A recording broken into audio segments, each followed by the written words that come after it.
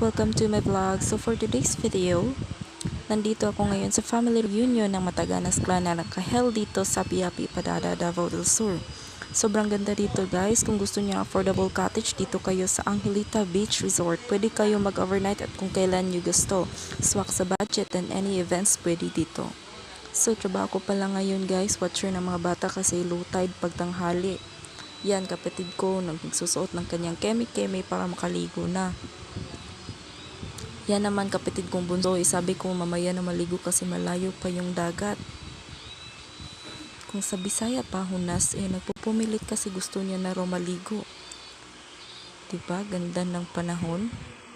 Kahit malayo yung dagat. Kita niyo yan guys, ang layo ng dagat, lalakad pa yan palapit dito.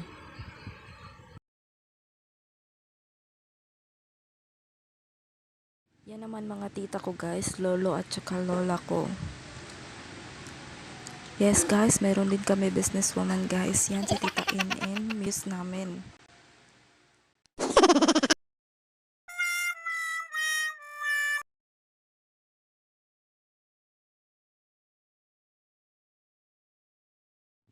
Ayun, nagpictorial na pala sila. Tsaka, inuna nga lang yung pinakamatanda hanggang sa pinakabata.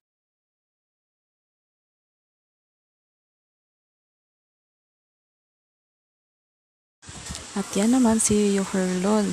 Yes, pwede ba daw humiram ng asawa para lang sa family picture? Yes, binata yan. Mga beshi, hindi kayo nag-iisa. Isa.